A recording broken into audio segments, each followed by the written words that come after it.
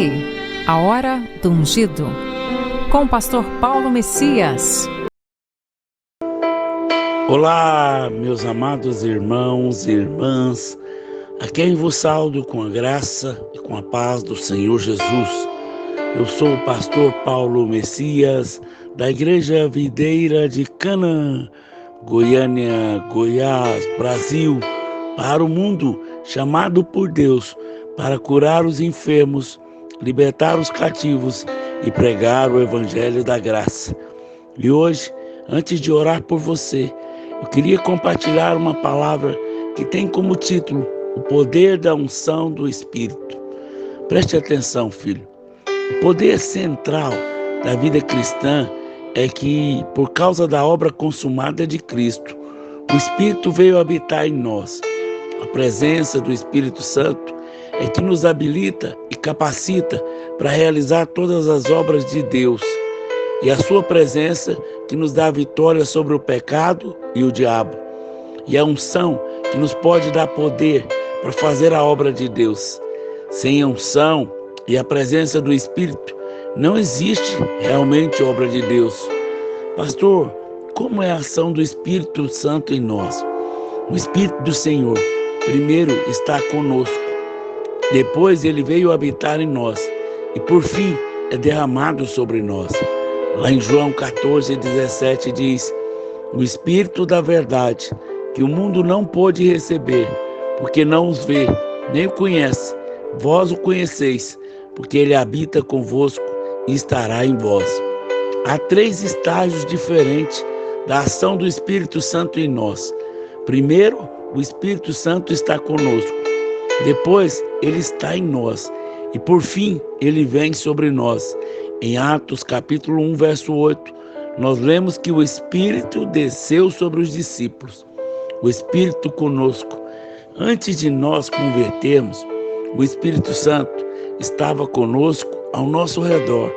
Ele estava agindo para nos convencer do pecado, da justiça e do juízo. Essa aí é a obra de conservação, conversão e salvação. Ele vem para pairar sobre nós como pairava sobre a terra em Gênesis capítulo 1. As terras estavam em trevas, sem forma e vazia, mas o Espírito veio pairar para gerar vida. O Espírito sobre nós. Lá em João capítulo 22, nós lemos que o Senhor soprou o Espírito sobre os discípulos. Naquele mesmo instante, eles receberam o Espírito Santo. É esse momento do novo nascimento, quando o Senhor vem habitar em nós. Nesse primeiro momento, recebemos o Espírito de vida. João 20:22 diz: e havendo dito isso, assoprou sobre eles e disse: recebei o Espírito Santo. Uma vez que nós convertemos, o Espírito veio habitar em nós e nós nascemos de novo. Agora ele está em nós. A sua presença nos transforma de glória em glória. Ele reside em nós para ser a nossa vida. O Espírito Santo sobre nós. No dia de Pentecostes, o Espírito veio sobre os discípulos como poder. Esse é o batismo no Espírito Santo. Eles já tinham o Espírito neles, mas agora receberam como um revestimento sobre eles. Depois que nascemos de novo, precisamos ainda receber o poder do Espírito. A presença do Espírito em nós nos leva a ser, mas o Espírito vindo sobre nós nos leva a fazer. Porque o poder do Espírito é para fazermos, realizarmos a sua obra. A presença do Espírito está sempre em nós, mas o seu poder vem sobre nós para fazer um serviço. E quando esse serviço termina, o poder também cessa. Por isso, nunca paramos de buscar o poder do Espírito Santo, porque o poder está relacionado com uma tarefa. Em Atos capítulo 1, verso 8, mas recebereis poder ao descer sobre vós o Espírito Santo, e sereis minhas testemunhas, tanto em Jerusalém como em toda a Judéia e Samaria, até os confins da terra. Os discípulos receberam o poder do Espírito Santo mais de uma vez. Creio que isso nos mostra que a unção realmente pode ser renovada e até multiplicada. Eles já haviam sido cheios do Espírito em Pentecoste, mas agora foram cheios de novo. Atos capítulo 4, no verso 31 e 32. Tendo eles orado, tremeu o lugar onde estavam reunidos.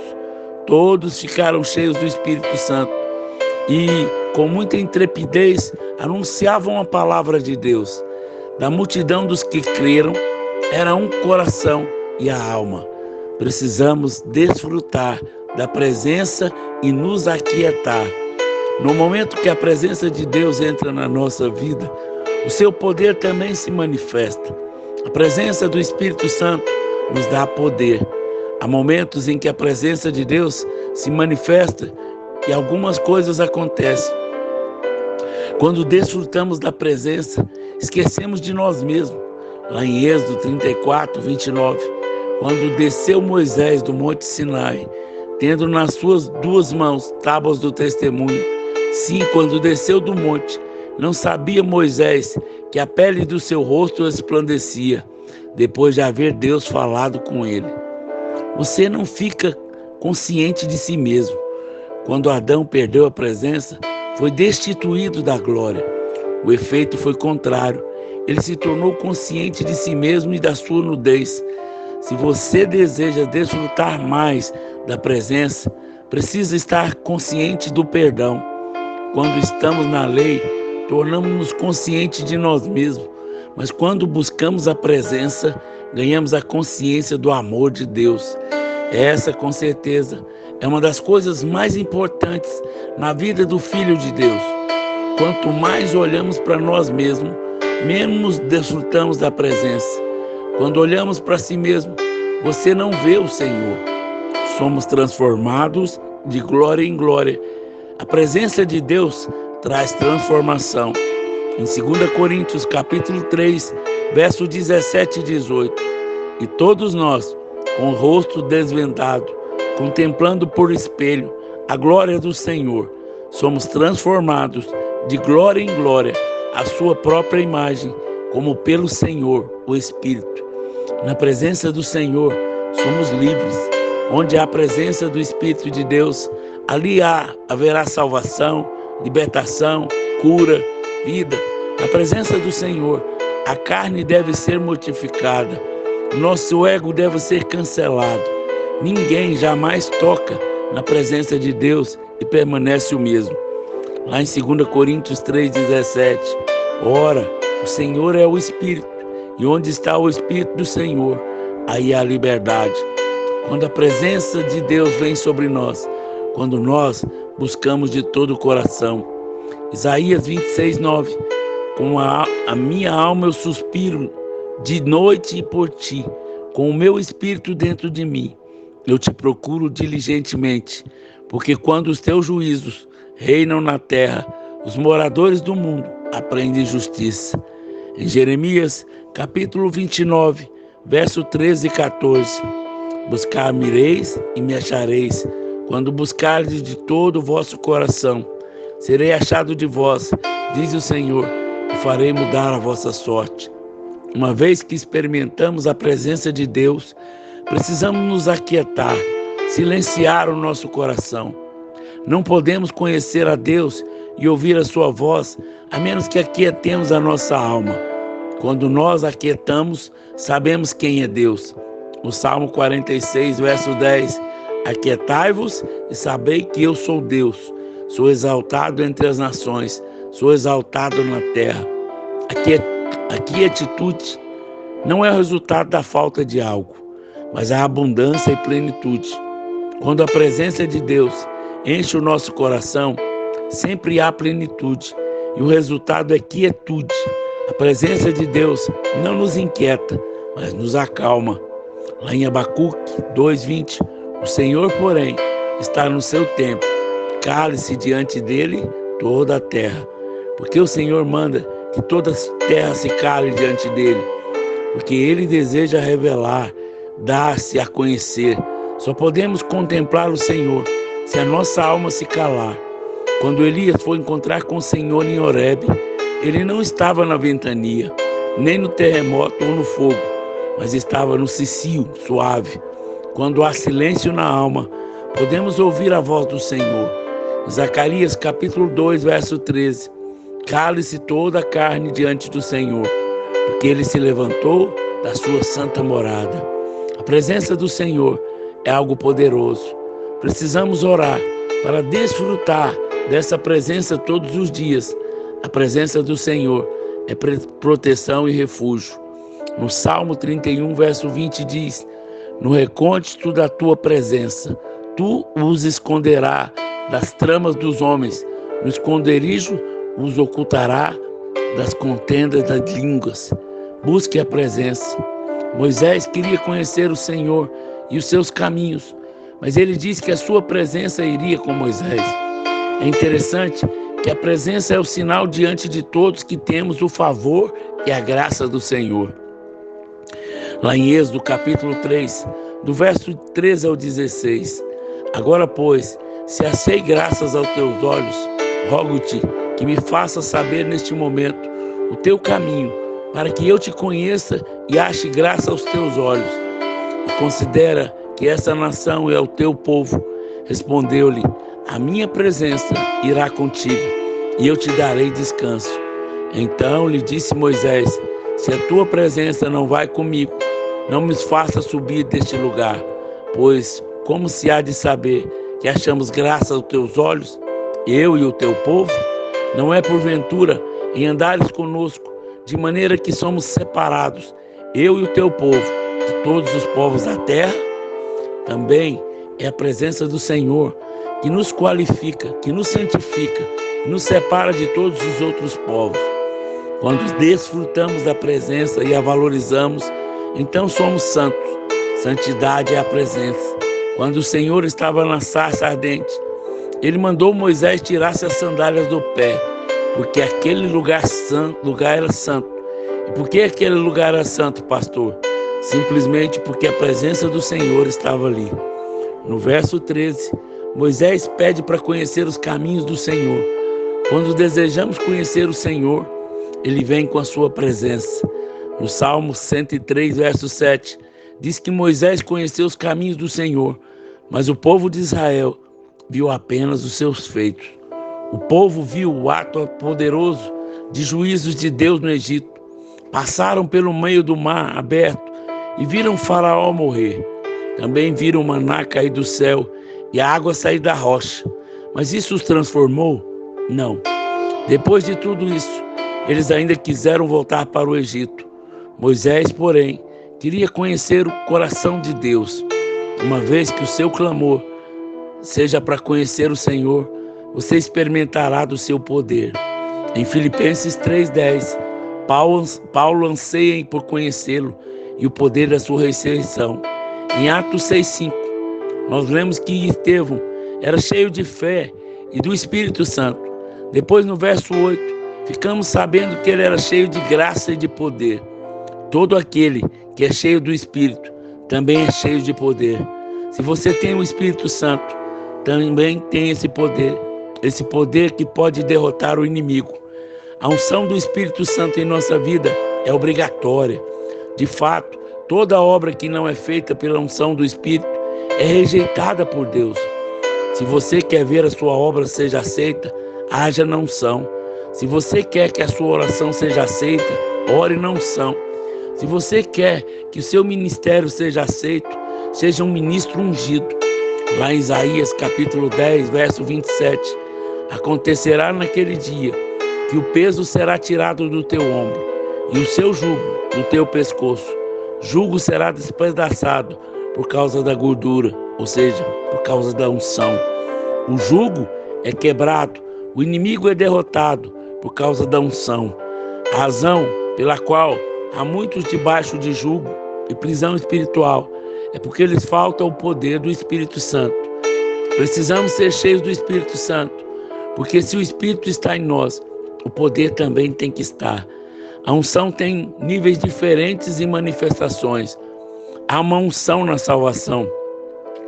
Em Levítico 14, 18, o restante do azeite que está na mão do sacerdote, poloá sobre a cabeça daquele que tem que purificar-se. Assim o sacerdote fará expiação por ele perante o Senhor. Primeiro, o sangue é aplicado. Depois a unção vem sobre aquele em quem o sangue foi aplicado. A condição para receber o Espírito é crer no perdão e no sangue. Se você crer que foi lavado pelo sangue, a unção vem sobre você. E onde a unção é colocada, o inimigo não pode mais tocar. Quando somos salvos, o poder de Deus nos liberta do inimigo, do poder do pecado e do diabo. Agora temos o poder de dizer não ao pecado. Aquele que é nascido de Deus não vive mais na prática deliberada do pecado. 1 João 3,9. Nós podemos resistir ao diabo e ele tem que fugir de nós. Tiago 4,7. Porque ainda precisamos de Jesus como intercessor e advogado depois que somos salvos? Certamente é para nos manter livres do pecado e ser o nosso advogado quando caímos. Hebreus capítulo 7, verso 25. Ele vive, portanto, pode nos também salvar perfeitamente os que por ele se achegam a Deus, vivendo sempre para interceder por eles. Nunca devemos ousar orar sem depender do sangue do Cordeiro. O sangue faz com que Deus não veja os nossos pecados. Também nunca devemos pensar que não temos pecado. Ainda vivemos nesse corpo caído. Estamos sujeitos ao pecado, à enfermidade. Por causa disso, estamos sujeitos a pecar e a cair em enfermidade. Mas temos provisão, tanto para o pecado quanto para a enfermidade. Se o pecado e a enfermidade caminham junto, então o perdão e a cura vêm junto. O pecado nos toca, mas se cremos no sangue, somos lavados. Se a enfermidade nos tocar, precisamos crer na cura. Tiago, capítulo 5, verso 14 e 15.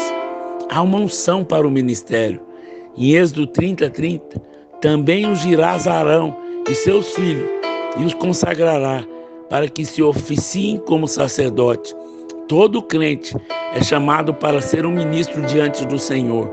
Fomos feitos sacerdotes e para aqueles que ministram, a unção é obrigatória, pois sem unção suas obras serão rejeitadas.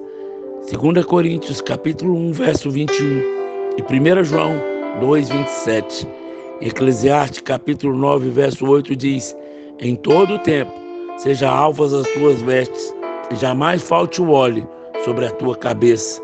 Há uma unção para domínio e autoridade. 2 Samuel capítulo 5, do verso 3 e 7. Quando estamos debaixo da unção, simplesmente falamos com autoridade e os demônios se submetem a nós. O propósito de Deus é que o homem tenha domínio e autoridade. Começou no Éden e permanece hoje, mas somente podemos exercer essa autoridade por meio da unção. Aleluia! Você quer uma unção do Espírito Santo sobre a sua vida? Vamos orar? Vamos falar com Deus? Pai, graças te damos, ó Senhor, por essa maravilhosa revelação. Nessa hora, nosso coração se enche de fé, nossa alma se enche de desejo para que a sua unção seja multiplicada sobre nós. Que cada dia mais sejamos revestidos do teu poder, revestidos da tua glória, que nos capacita a fazer obras. Ajuda-nos, ó Espírito Santo. Nós precisamos de ti. Vem derramar sobre nós a tua unção. Vem derramar sobre nós a tua sabedoria. Oricalamanai, Riandalama sericalabaçu, Retalamanai, Riandalama suricalabassi. Receba essa palavra, receba a unção de Deus sobre a sua vida, receba poder, receba manifestação de glória, em nome de Jesus. Amém, amém e amém. Se você foi abençoado com essa mensagem, por favor, nos ajude a divulgar para que mais e mais pessoas sejam inscritas nesse canal e sejam alcançadas pelo Senhor, em nome de Jesus. Amém?